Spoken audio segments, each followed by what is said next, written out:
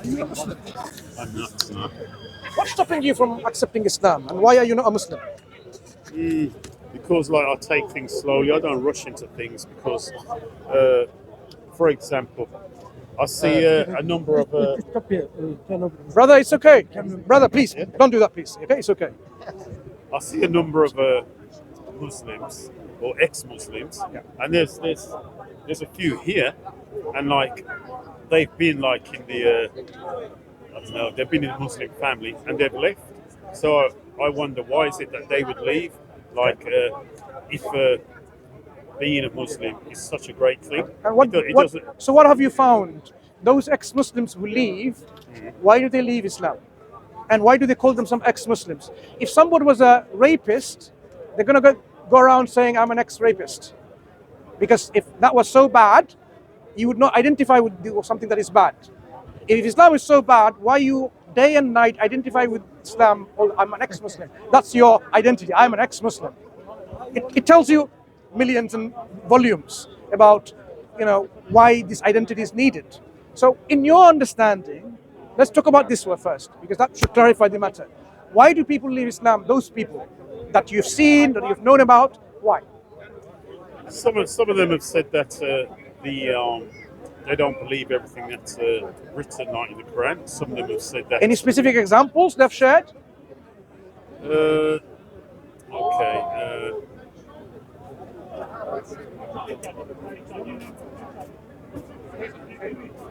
I'm trying to think of the one that's been put forward most. So keep on thinking, but what I want to at the same time to focus on is this: that if it's demonstrated that what they thought was a reason to leave is actually not a justifiable reason, then we would establish that they were not justified to leave. It was something else. Because the examples will illustrate that, whether the examples indeed was a justifiable reason for them to leave, saying this is not something that I should accept.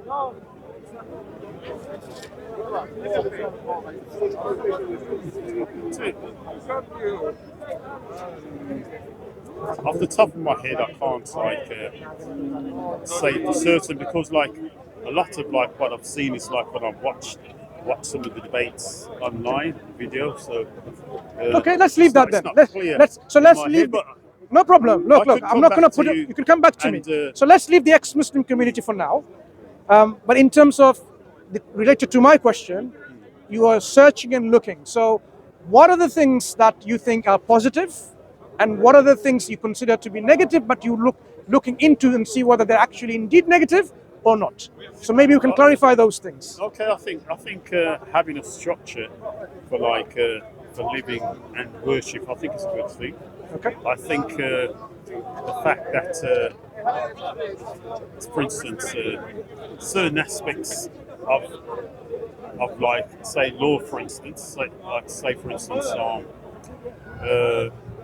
let's say like the stance on alcohol. I think, well, mind you, I still drink, but I've cutting down. It's not something that just switch off like that. Yeah, it takes time. Yeah, but I do see the damage that it does to a lot of people, and some people like totally lose control of themselves. So in general, I do see it as a good thing. Also, I feel that things like no interest policy, sort of like money lending, I think that's also a good thing. I think the fact that you believe that there is one God, I think that's a good thing in relation to, like, say, Christianity and the God the Father, Son, and Holy Ghost, and which the Bible does seem to. That makes that a bit. It's not exactly clear cut. It's like there are verses in the Bible that do seem to suggest that there is just one God, but it has been distorted, and then like that message has been like pushed out sort of to wider public. So I do have issues in regards to the the number of gods basically. So those are some some good things. There are some restrictive things in Islam which I would struggle with really, because like I'm I'm a man. Ultimately, I do crave female like attention, so it's not. I'm not a guy who could just remain. What's the word? When you Celibate. That's the word, yeah. Yeah, I'm not. Yeah, I would struggle with that like long term, and I've been looking through certain certain surahs in the Quran, because I've Islam started to read. recognizes that, I'm sure you know. Islam recognizes this. And in fact, it doesn't take away from this need of man within their biological makeup it's given. And it caters for that in this life, and it caters for it in the next life. In the next life too. If someone who is really interested in this kind of pleasure from intimacy, Islam caters for it in such a way that it fulfills their biological need, their spiritual need.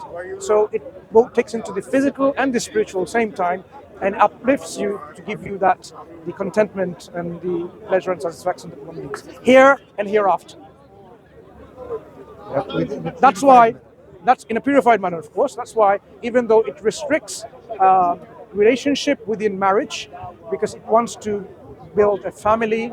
Family is one of the solid foundations of a unit for any structure of a society to function, and it gives you that sanctity, that responsibility, that just that kind of a framework in which you can actually fulfill your physical needs as well as have children, as well as have family, and then you can look into whole society and go on, continue your lineage, but in a marital contract in which responsibility is divided in both you and your partner.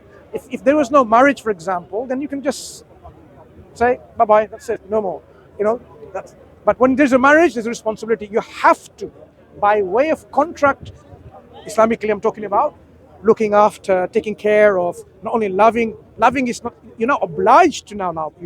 You're not obliged to take care of them, take care of, maintain, support, nourish, and so on and so forth. So the responsibility and commitment comes in with marriage. So Islam does cater the physical needs, but it puts it in a framework and a boundary, and it recognizes some people may need to have more than one partner.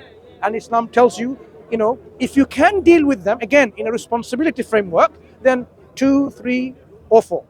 So in God's divine wisdom, it's limited to 4. In the past, people had no limits. Islam came to restrict that with a limitation of 4. Okay? So, if you're really something like this, you can speak to Muslims who have 4 wives, for example, and you see whether they are really catered for or not, and you will see, depending on how much the libido that one has and so on and so forth, whether Islam does maintain one's, the cravings, you want to call it, or their desires having been satisfied. Okay, so there is a mechanism. Why restrict to 4 and not 3 and not 5 and not 20? This is the divine wisdom. Okay, because there's a lot of responsibility going on. I mean, some people are struggling to have one family, children, in-laws, and so on and so forth, having huge issues with looking after and maintaining that, let alone 4 families to maintain and so on. But people can, and the provision is there, but Islam restricted that. So when it comes to these things, Islam doesn't simply just brush it aside, saying no, become a celibate, go live like an ascetic individual in the top of a mountain, and that's it. No, because God knows how He created you. He knows your needs, because God is the one who gave you those needs. But God also wants people to know one thing, that this need that I have to fulfill the purpose of my life, and this can be a test against me. Okay? Some people want to have wealth and fame, for example. I want to be famous. I want to have million subscribers. I want to have these followers. I want to have people saying, you are the king. This kind of thing. This could be a test, whether this is really making people to really be a slave to their ego, or are they really going to be the slave to their creator.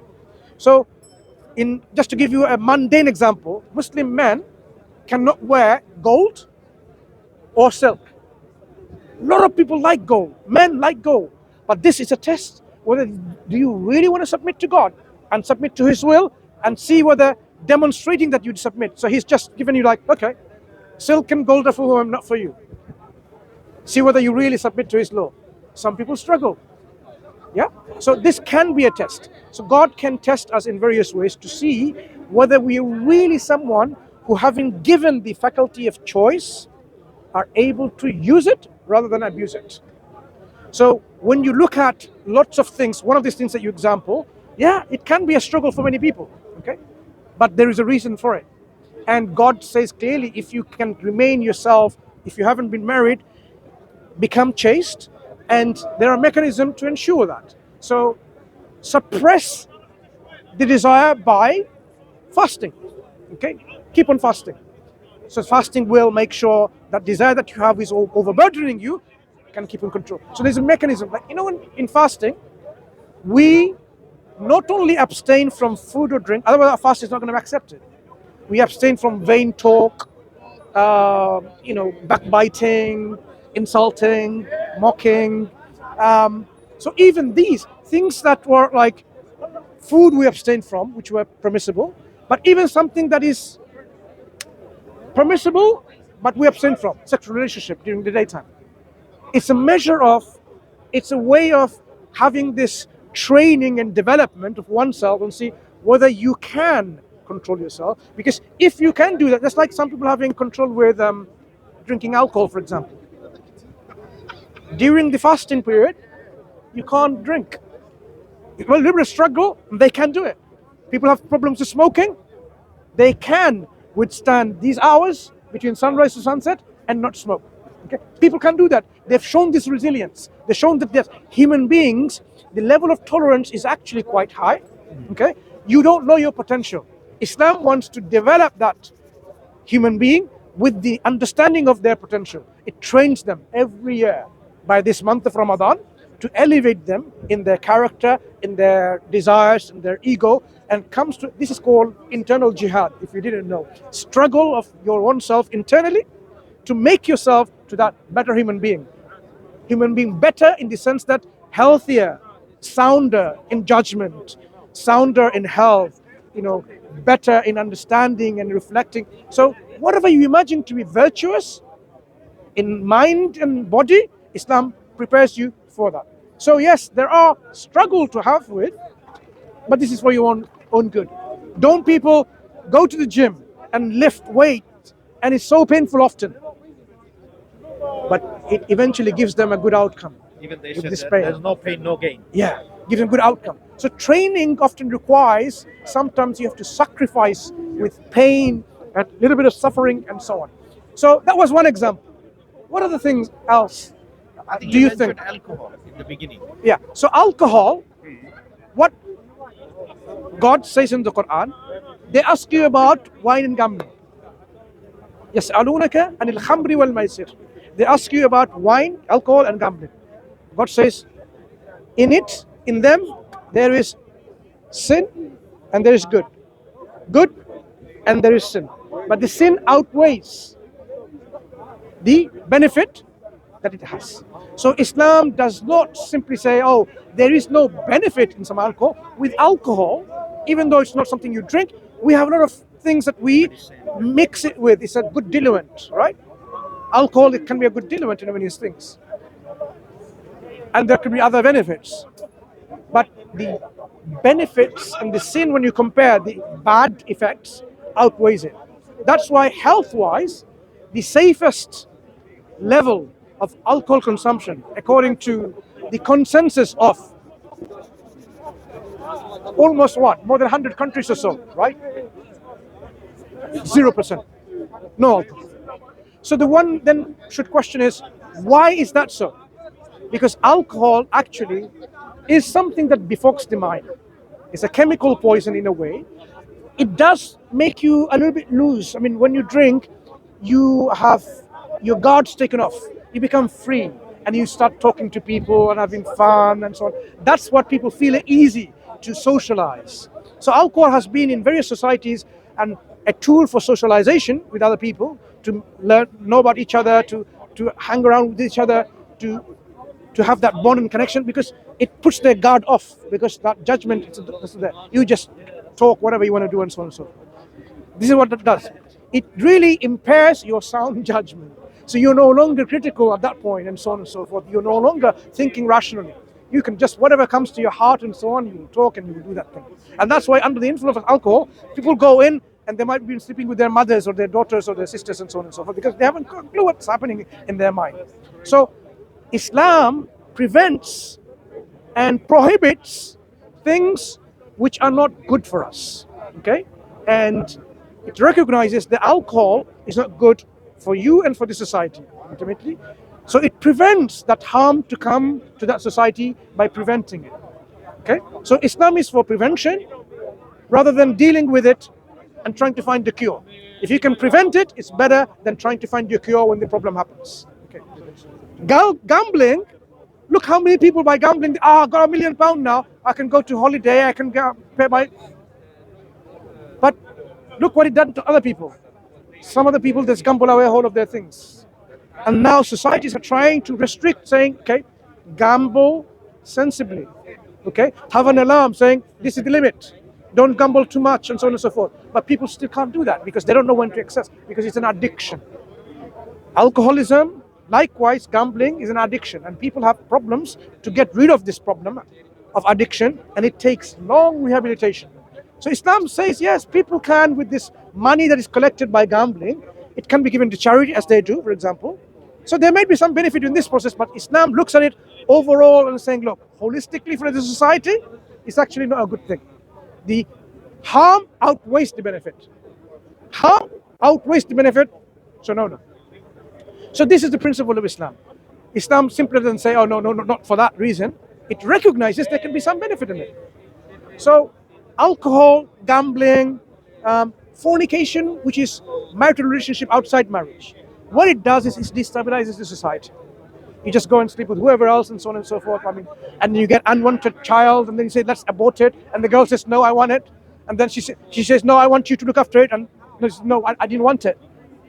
Many young parents we know of, they come in saying, okay, the partner's left, and she's now trying to bring up that child, because women are different than men in various ways. So when they're pregnant, their internal biology tells them they don't want that to be aborted. They might be some way compelled by various elements of the society saying, oh, you can abort it, it's okay. But lots of women don't want to. And now they want to have this child coming up with one parent themselves. It's a lot of struggle and difficulty. The child that is now born and brings up himself in a one-parent family, psychologically is impacted already. How much torture they're going through, you and I would not know unless you are in their shoes. So it does really have a devastating effect on the society, the individuals that come out from this problem interactions. So Islam recognizes all of that, saying, look, it wants to give a society which is thriving in prosperity, in harmony, in understanding, and in love, and all of these things. How does it ensure that? By giving you mechanisms to ensure. So it's called hudud, boundaries. Islam says, yeah, these are the things that are prohibited for you. You can have anything else. Oh, you cannot drink alcohol, but you can drink orange juice, banana juice, apple juice, carrot juice, tomato juice, you name it. I can just keep on going on. There's no restriction. But only few things Islam restricts for their own benefit. Usury is another one I mentioned. Look at how the world is enslaved. Whether you talk about Rwanda, whether you talk about the third world countries, talk about the worlds are enslaved by usury interest. Islam, what Islam says, God and His Messenger has declared a war against Riba, declared a war. This is how serious it is taken. And Islam doesn't want people to be enslaved in that, because if you think about it, now I'm going to give you some rational understanding of that. What is usury interest? Imagine now, I have a house, my top roof is broken, right? I want to repair it, but I have no money. You're my friends. I go to you. Now, if you're my friend, and I say, just give me £1,000, I'll give it to you 3 months later. Okay? You say, yeah, no problem. That's it, give it. Now imagine I go to another friend. He says, oh yeah, I'll give you money. but you have to give me 25% on top of it. 1,200 3 months later. Do you know what this friend is doing? He is exploiting my vulnerability and my weakness at that point because I'm desperate. I need it. He recognizes my weakness and vulnerability and he says, now, you know what? Let's make some money. Okay, give me that. So this is a vulture. Okay, someone who's greedy, someone who's not a compassionate person. Okay, so the whole system is set up like that with banks. They were set up by people. Initially, it was people with this kind of greed and exploitation mentality to exploit their weaknesses and vulnerability to other people. Islam says no. Someone is in need. If you have the means, capacity, help them out, make a contract, and they will pay you back. There's no way saying, oh, deny that, oh, no, you didn't give me money. Lending, borrowing, Islam says, even if it's small, write it down and bring witnesses. So you don't regret it later.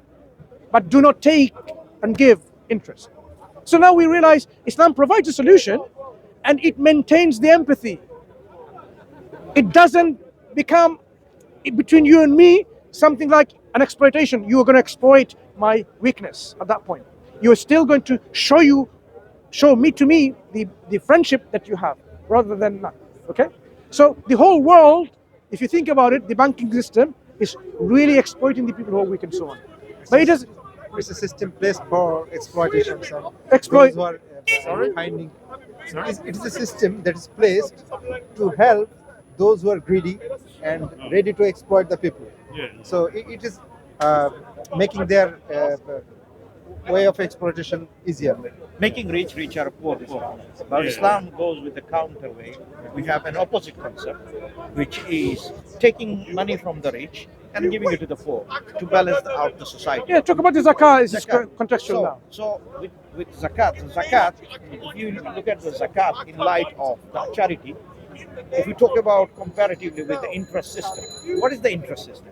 Interest system is to make the rich one richer and the poor more poorer. A poor person always need a loan. So if you go to a payday loan shop, they will give you, like just Brother Mansur said, £5,000, and they will charge you 50% interest. By the time you pay three installment, you will see another 4 installment carried on your shoulder. So that means you cannot come out of it. So they're gonna suck your blood by this institutional process. They signed you in. It's giving the opportunity to bloodsuckers. Bloodsuckers. So what Islam said, no, this is unfair. And Allah legislated, Allah said, you know, when Allah given wealth to the rich people, He given a portion to the rich people to test rich people. So whether they can give it out from their pocket. So and Allah gives this zakat, which means taking from the rich and giving it to the poor people. So what will happen? Now the harmony will be established within the society because the poor people will know that the rich are contributing. At the same time, there will be less gaps in economically, financially, and the harmony will be more established. So the whole Islamic system is fighting against to the traditional banking system that are exploiting the weakness. And that's why you see why there are so many poor people in the world. Because of this system that makes people poor, more poorer, and the rich more richer. But Islam says, no. Working hard. You can't play these games. Right proportion of their You can't play these games. results. Yes. You can't play this game. And then Allah laid out which are the category of the people should receive this zakat money. So it's basically, if you're rich, you are under obligation by God to provide a certain amount of money, which is 2.5% yeah. of your surplus wealth every year to a number of categories of people. And they are? So let me read out. This is in so that should in 960, I think. Yeah. Let me read out. So basically ensuring that the people who are poor, they're taken care of, looked after, and they don't totally remain poor. Let me give it to you. Here. This here. Zakah expenditures, this system of zakah charity, are only for the poor and for the needy and for those employed for it and for bringing hearts together and for freeing captives and for those in debt and for the cause of Allah and for the stranded traveler, an obligation imposed by Allah, and Allah is knowing and wise. So making sure these categories of people who are the needy, they get set. Just imagine. In fact, That's difficult to imagine now because the system is not implemented. But I can assure you at one point, during the Khalifa Umar bin Abdul Aziz, if I remember the history correctly, he was trying to look for someone to give zakat to, a poor person to give zakat to, and he was struggling to find someone. Because the system, Islamic systems of economics, Islamic systems of how to build a society, how to govern a society, how to implement crime and punishment, the economic system, the education system, all went in hand in such a way that the money wasn't staying on someone's own hand and the wealth and the health remained in someone's hand. No, distributed. So he could not find easily someone to give this zakat to, because you have to be eligible for zakat. Like you have to be poor enough in these conditions, eligible enough to receive it. They were well off. Why? Because the system was working. We, unfortunately, and when I say unfortunately, it's not about fortune or luck. We don't believe in that. I'm saying sadly, rather, we are in a state today where Islam is not shown to the people, so they can't see it. We can't show you Islam. If we were to show you Islam, you would say, yes, this is what happened a few hundred years before. Muslim merchants, traders, they went and traveled around the world to do business and to spread Islam. Okay? People went to Malaysia, for example. Malaysia, Indonesia. There was no Muslim army that went there. People saw Islam in their actions of the Muslims. They were traders, and they could see the traders' honesty. Yes. Tafadhal, stay here. I'm sure they'll learn from you, inshallah. So, when they went, people saw their actions, their life in action, their belief in action, their concept, right of wrong, whatever that is, manifested in actions. So they said, look, this man or this woman who is this truthful, honest, sincere, compassionate, helpful, just, fair, all that you can think of embodied in these individuals, not one, many. How so? So when they asked them and learnt about it, they said, we are Muslims. We worship Allah. We give the right of God to God and right of people to people, right of creation to creation. And this is, why God created us to serve Allah, look after the creation. So they said, yeah, that seems reasonable. Your concept of God makes sense. Your concept of afterlife makes sense. Concept of justice makes sense. Your concept of my being here, purpose of life makes sense. How do I become a Muslim? They said, it's simple. You only need to believe in your heart, testify with your tongue, and practice it with your limbs. That there is no God worthy of worship except one and only God. And Muhammad sallallahu alaihi wasallam is the final messenger sent by God, so that you can submit to the will of God through them. Because the will of God is expressed through the messengers. The will of God is not floating around somewhere. When you submit to the will of God, you need to know where the will of God is, what the will of God is.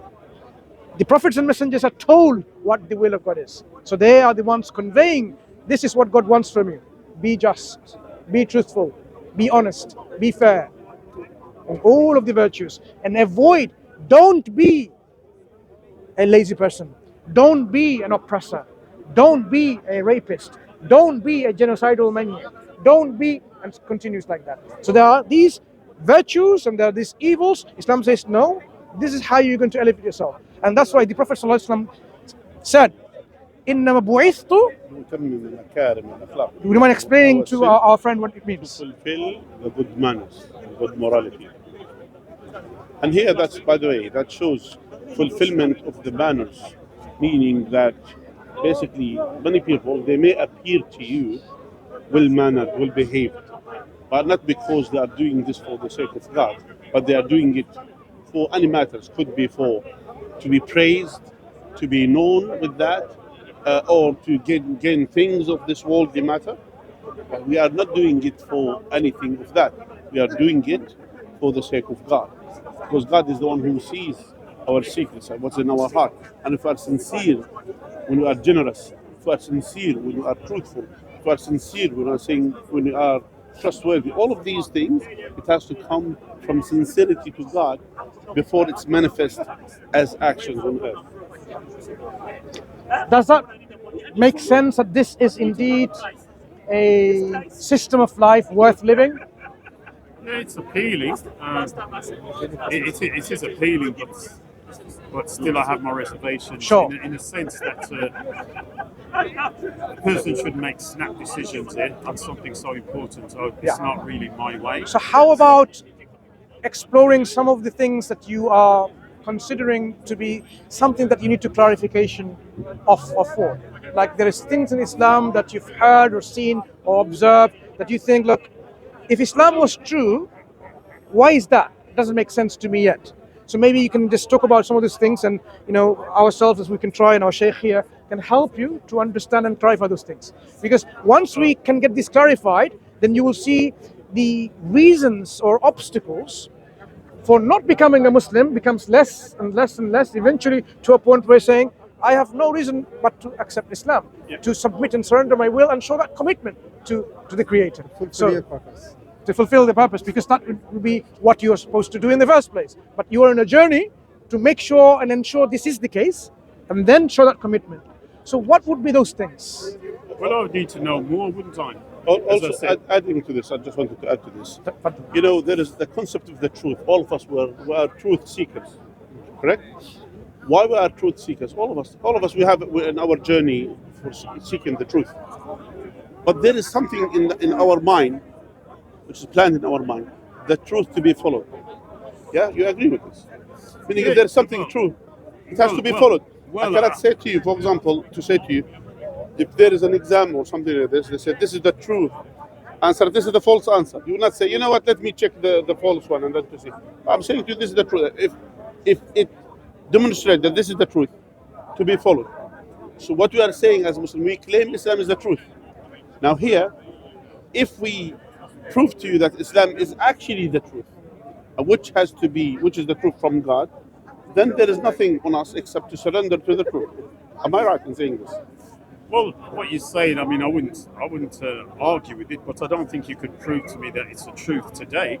I mean, that would take time, as far as I'm concerned. Yeah, of course, it would take time because I would need to know more. I wouldn't claim to go and learn a subject in a few minutes. It's not practical. Whatever I'm getting into, I need to sort of look into it properly, thoroughly. Because I can't just if I leave from here, I'm walking down the road, I bump into a Jehovah's Witness, and they come hard at me and they say, oh, this is blah blah blah, this blah blah blah, this is the truth. Well then, if I just accept, yes, okay, it sounds nice, and I accept it, then I'm a Jehovah's Witness, and the next thing I could be a Hare Krishna. So you need to assess and verify. Of course you need to evaluate. Assess, evaluate, verify, and then accept. Yeah, and me personally, that would take time. I can't be rushed. No, that's not an issue at all. Okay, could I just say that's one of the reasons maybe why some people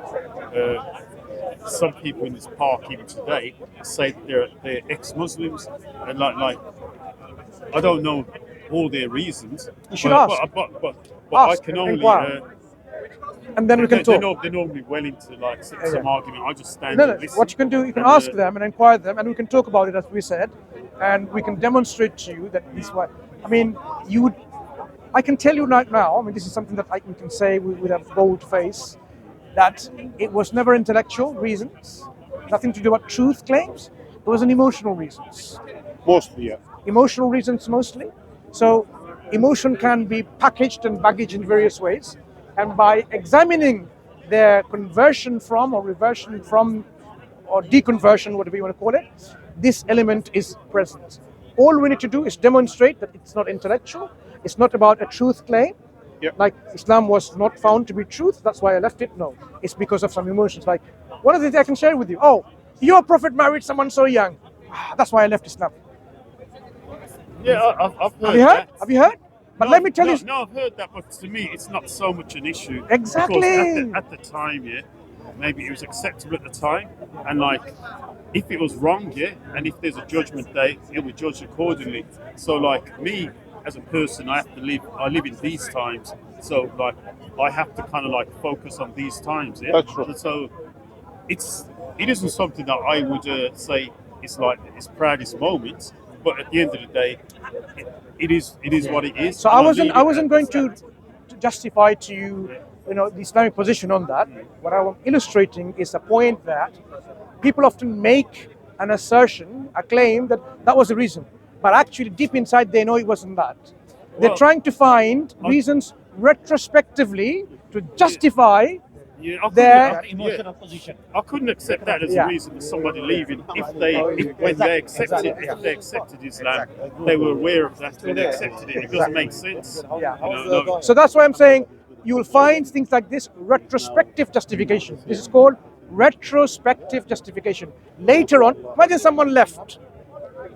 Let's talk about someone became a vegetarian, and now you want to say what reason? They're trying to find out. I became a vegetarian because my girlfriend was a vegetarian, so I had to be a vegetarian. But he can't say that to people, right? So he's trying to find out ways and excuses like, I'm a vegetarian because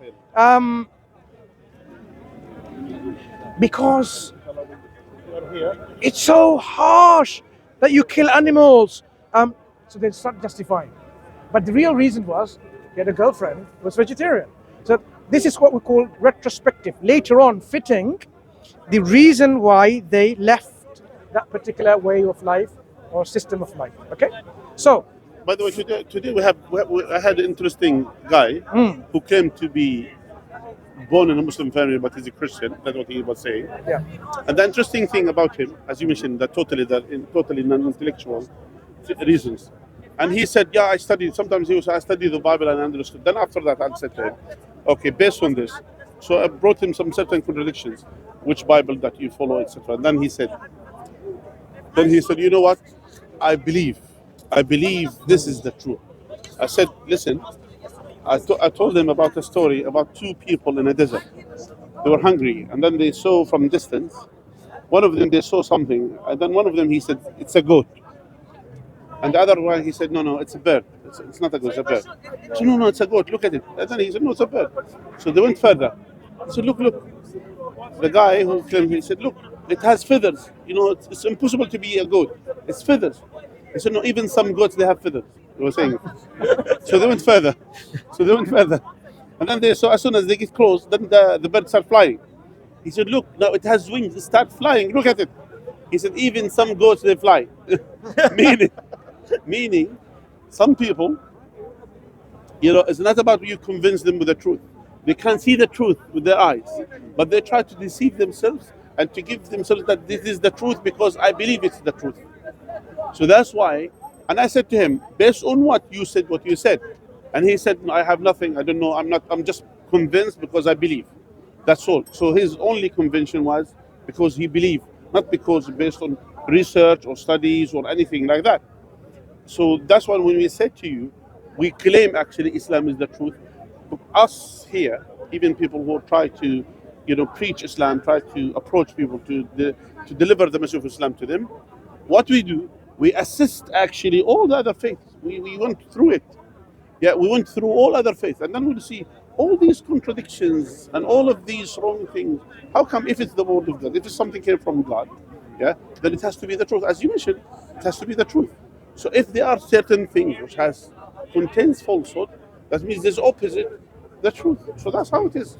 So when we deal with it based on a knowledge, based on a deep search, and based on understanding, not based on because we are blind follower, because we believe this, that's why we're Muslims. Actually, we assess, we study, we understand, and then after that, based on this, we get to the conclusion that Islam is the true faith, and all other faiths are false based on this. Does that make sense? Starting with the concept of God. Yes. So just think about how the Quran approaches this. أفلا يتدبرون القرآن ولو كان من عند غير الله لوجدوا فيه اختلافا كثيرا. In the Quran, God is saying, do they not contemplate and reflect deeply? If there were other gods, no. If the Quran, sorry, this is another. If the Quran was from other than God, then surely they would find many contradictions and discrepancies. Yeah.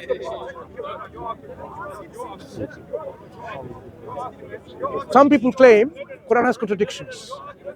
The Quran says there's no contradictions. So according to the Quran, if people have deeply reflected, deeply, not superficial reading, deep research and reflection, and they found a contradiction, according to the standard of the Quran cannot be from God. Do you get it? That's what the Quran gives the falsification test. So Quran is very clear on this. It gives us falsification test, which is what we use in science. If you ask a scientist, are you in science yourself? I'm interested in science. Good. Science, Scientists, we apply for falsification tests, right? For example, we'll give a theory and say this is what we've done, our experiments and so on. You can prove us wrong by saying if you cannot replicate it, for example. It's easy. Quran says simply, if this book is not from God, then surely you'll find a contradiction. Meaning what? Go and find the contradiction in the Quran. We've been saying this in this park, offline, online, everywhere, and see. Yeah. So if somebody has found a contradiction, then Quran, according to its very standard, cannot be from God. We're still waiting to see. So what we find rather, people with no knowledge of the Quran, what it's saying, no knowledge of the subject matter, and they're saying, I've got a contradiction. Let me give an example. Not assessing it well, but illustrate a point. One gentleman a few weeks ago said, the Quran talks about the birth or beginning of a human being. What happens is it's actually coming from the ribs and the backbones. Saw you debating him, Ribs. So when I was trying to understand, okay, what do you know about science and what does the Quran actually say? It became apparent that he knew neither. Not about science, not about what the Quran is saying. That's why the Quran is saying, no, only when you do tadabbur, deep reflection and contemplation, you would not find anything, any mistakes, any errors, and so on. So Quran offers, but one of the most powerful challenge the Quran throws to people is something that is fascinating. It challenges the whole of humankind, not just one group of people, whole of humankind. And it says, even the whole humankind would come together, including the spirits, the jinns. They would not be able to make something like the Quran. And the Quran says, make the whole book like it, 10 chapters like it, or one surah, one chapter like it. People don't even understand the nature of this challenge. They're saying, there you go, Psalms 23 in English. Look how beautiful it is, better than the Quran. They haven't even got a clue what the challenge of the Quran is. If I say bring a microphone like this and bring something like that, is it like it? It's not. Look at the shape and look at the shape. So your umbrella. Right. So the Quran tells people to really go and attempt to falsify it. If you cannot falsify it, the Quran tells you. But if you cannot do it, and it tells you in a parenthetical remark, you can never do it because it's from God, right?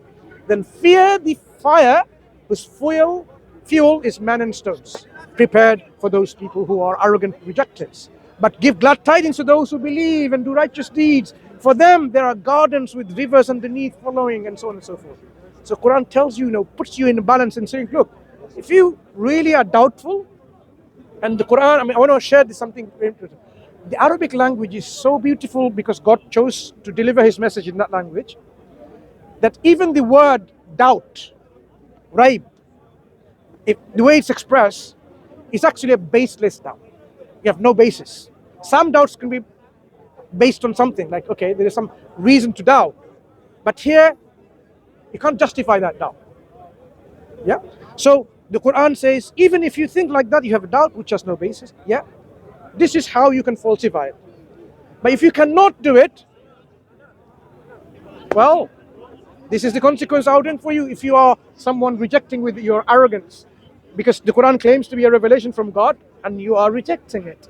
So if you reject something knowing that this is indeed the truth, because if it was from a human being, from another community, from someone else, you should be able to match it. The fact that you cannot match it, and you've been constantly failing from day one to now 1446 years and counting, and you still cannot. Obviously now it's going to be more difficult for people to do it. Why? Because they're removed from the time where they were speaking this language of eloquence. Now people have their level of understanding and being excelled at that language is much lower than before. So it's going to be much more difficult task for people compared to when people were experts of that time. Because Quran, the way it challenged them, not to the lay people, oh, go on, debate me. No, like what how the Christians plan to say, oh, you Muslims trying to go and debate the ignorant lay people, but you leave the knowledgeable one. The Quran saying no. To the knowledgeable people, you masters of Arabic language, do it. Just like in the time of Moses, the Prophet, peace be upon him. When he was dealing with the experts, the professionals, saying, okay, you consider what I bring is magic, bring your magicians. Okay? We'll have a display of reality, contests. So when the magicians came, it wasn't lay people. So the proof was being demonstrated against the experts, the professionals, the ones who would understand the evidence, not the lay people. Okay? So when the magicians threw their magic, it was really eye-catching magic, and whoa. But when Prophet Moses, so peace be upon him, threw his wooden staff and it became a snake and it destroyed all of the illusions, who knew that this was not magic? The magicians. Because they knew their limit of their tricks and said, this is not magic. And they said, we submit to the God of Moses. No. So this is what Islam wants people. If you really are doubtful, Quran says, if you cannot do it, then go and seek helpers and supporters besides God, if your doubt is true. There is a remark in there, in that sentence. If you cannot do it, then go and seek your support from others besides God. Do you want to bring this verse up? I want to show this, at least so you know what I'm talking about. It's black and white to the point where there's no ambiguity about the nature. Ayah 23 in Baqarah. There is something you mentioned. When Allah says in the Quran, وَلَوْ كَانَ مِنْ عِنْدِ غَيْرِ اللَّهِ لَوَجَدُوا فِيهِ اخْتِلَافًا. If it came from other than Allah, they will find a lot of ikhtilaf. Even that means dispute, yes, ambiguity, things like that. That word ikhtilaf, that word in Arabic, it's a unique word in the Quran, in the whole Quran. Some people, and the Quran was revealed over 23 years. 23 years. Meaning a person, if someone wanted to author something, will repeat himself here and there, will say words here and there, etc. Here, this verse was revealed before the end of the Quran, before the last revelation of the Quran. Some people tend to be clever.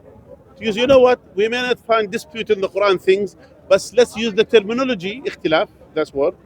Let's find in the Quran, and if we find another word, we'll say there are two words in the Quran, it says ikhtilaf. Two words in the Quran, it says the same word, which is dispute.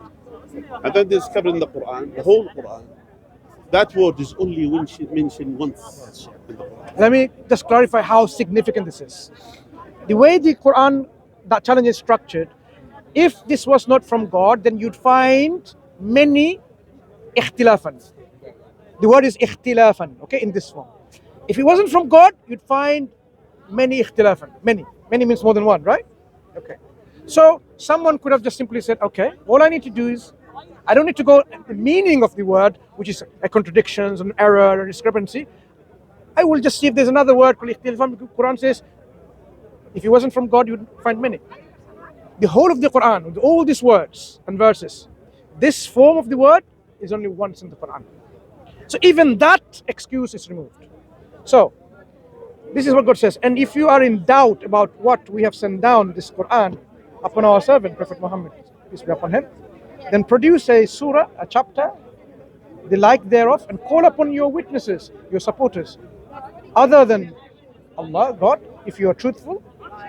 But if you do not do it, and you will never be able to, then fear the fire whose fuel is people and stones, prepare for the disbelievers.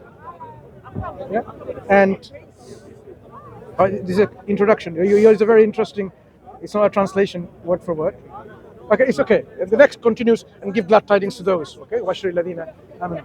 So, if people do really look into the falsification test, and they cannot falsify it, then the Quran is saying, then how do you then explain this? It claims to be from Quran, from God in His knowledge. And you cannot in any way explain it otherwise. Because if it was from human being, you should be able to match it. You should be able to find contradictions in it, errors of science, errors of history, and so on and so forth. But if you are failing to do that, then what are you going to be your response to this falsification test? You haven't falsified the Quran. Quran makes it from God. You're going to live a life of uncertainty. You'll never be content in your life because you know there's an element already telling you, coming up in black and white writing, this is the truth, this is the truth, this is the truth. Then where are you going? Where are you going? Yeah? You know how the Quran addresses, like, have the unbelievers not known and seen the heavens and the earth was joined together as one piece, and God brought it up asunder, parted it asunder, and He brought everything from water. He ends by saying, would they then not believe? Addressing people's query, concern, questions, giving evidence in between, and then saying, would you not then not believe? Would you not believe? What are you expecting? What are you waiting for? What more do you need? The evidence is there. So that's why the Quran says, سَنُرِيهِمْ آيَاتِنَا فِي الْآفَاقِ وَفِي أَنفُسِهِمْ حَتَّى يَتَبَيَّنَ لَهُمْ أَنَّهُ الْحَقُّ. God says, we will soon show them our evidence, our ayat, our signs in the horizons and within themselves until it becomes clear to them that this is the truth. So this is the approach of the Quran. So if you read and study, by all means, investigate. Go to level, if you really feel that I need to learn Arabic, go and spend 6 months or something like that. Spend the Arabic, say what the Arabic has to say. Now you have lots of tools where it tells you the Arabic words and the meaning from authoritative dictionaries for those who don't. Yeah. So you can go to that level and say, okay, this is what the text says. Why is it then I'm still having an uncertainty? Because what I need, what you need, is a certainty that this is from God. So Quran offers falsification test, it offers positive proof. Proof within yourself tells you, like, it speaks to you that you know that no one else knows about except you. This is how the Quran addresses people.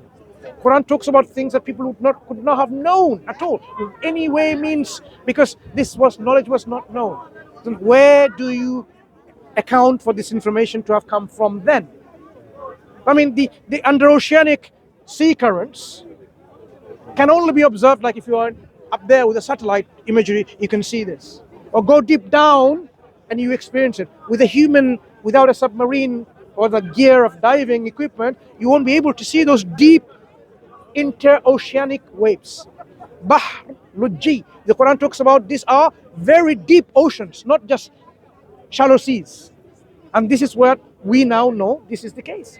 Interoceanic currents. Just like you have surface waves on the surface of the ocean. Ocean above an ocean. There is underneath the ocean, there are some certain types with different, salt, with different, temperature. It's literally an ocean under an ocean. All these things, when you say you ponder, who taught someone who was a literate man, lived in the Arab Peninsula? Let's give an example. Let's give an example. Let's give an example. Imagine we're there in that time period, right? And then I just told you, look, you see the superpowers of the day? Persia, Byzantium. Yeah. The Romans and the Persians. Two superpowers. The Quran says, the Romans have been defeated. Just imagine the Prophet came along and said, the Quran actually says that. The Romans have been defeated, but they should be victorious again within a few years' time. Okay? Say 3 to 9 years or 3 to 7 years' time. And the believers will then rejoice. Now, when you have two superpowers, how can you confidently say that the superpower that lost, only within a few years they'll be victorious again? Russia and America. What happened to Russia and America? Russia got split. It's still split. Soviet Union, USSR, that's it. Can anyone have predicted, like, USSR will join together again and you'll be superpower and they'll defeat America? It will be very difficult. But this is what an individual who said, I have been appointed by God as a prophet, is making that statement, which there's no need for it. Why is he staking his prophethood on something that is no relevance and need for it? Like say, oh, something in future. What if it didn't happen? He will be an imposter, a fake prophet. People will say, look, you prophesied, it didn't come true. Look, 10 years have gone and it didn't happen. And actually they use بضع سنين, بضع, بضع. like in Arabic, between 3 and 9, meaning not less than 3 years, not more than 9 years. That's the time. We're talking about a time that says, and it precisely was within 7 years. This happened. How come? Are there any prophecies that Prophet Muhammad, peace be upon him, has made that hasn't come true yet?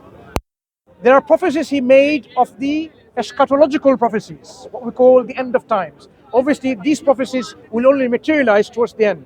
So we can't use them as an evidence that he prophesied came true because this hasn't come, because this is yet to come. But we don't use them to say, look, he prophesied, because these are the near end time prophecies. But things he said about things where you can test and so on within a certain lifetime, that demonstrates indeed how did he know that.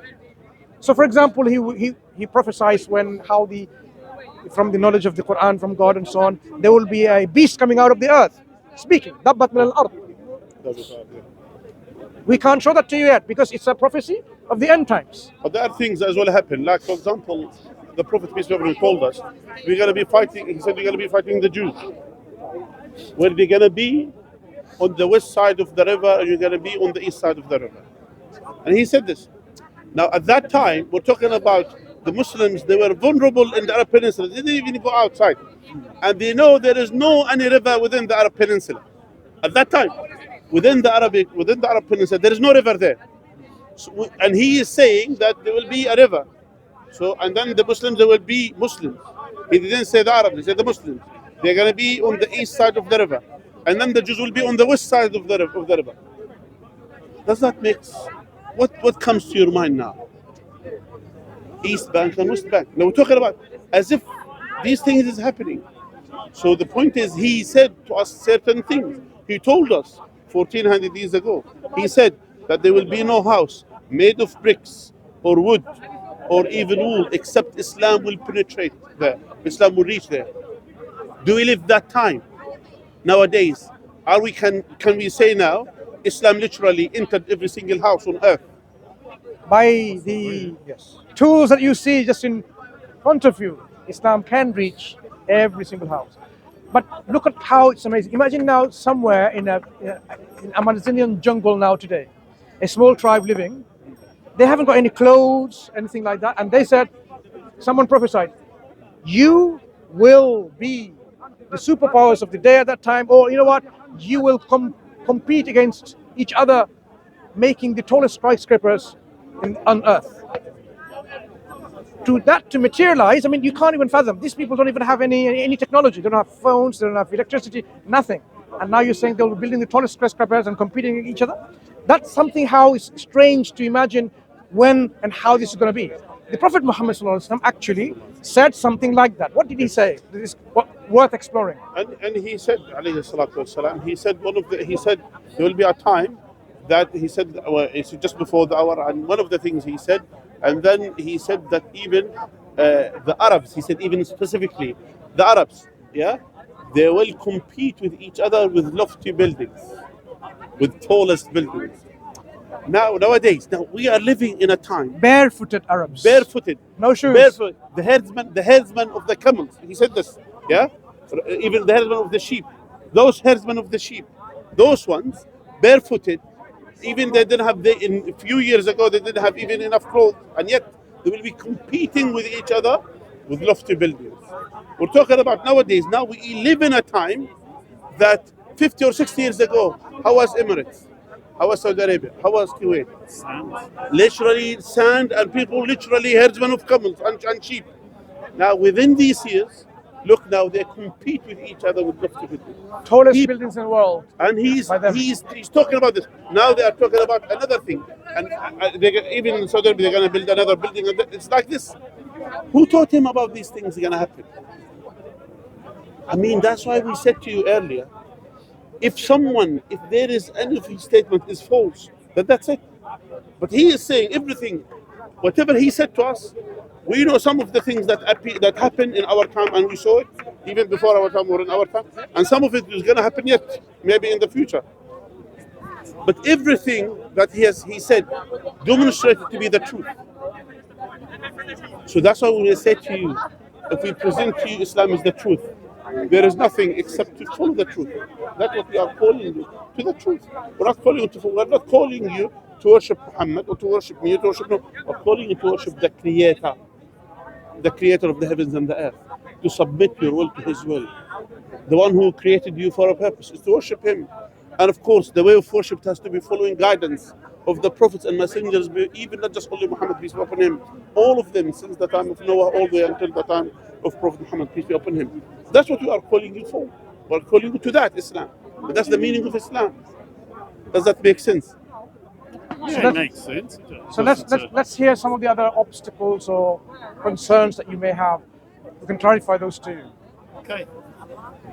Let's just rewind a bit. I never said to you that I have obstacles. I said that I'm looking into it. My words. Sorry, Okay? apologies. My words. Yeah, What I'm saying is we something that. we might be. No, you didn't say that. Absolutely, you didn't say that. I'm saying things that you want to explore further, to be sure of. That When I'm if that exploring is the Quran further, that's Yeah. what I mean. I read Okay. the Quran on my laptop. Remember we talked about And, positive and negatives.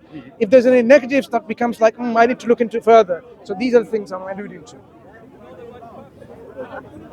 There's always a negative perception about things, right? People have a negative perception, either through stereotyping or by genuine concerns, or with no reason, people just have a negative. Well, the negative is I'm still uninformed, yeah? Because if I'm going to make an important decision, it has to be an informed decision. Correct. It can't just be, oh yes, follow this, listen, Michael, follow this, follow this. Follow One day this, you're a Muslim, next day you're a Hare Krishna, and the next day you're a Buddhist. Really, Yeah. honestly.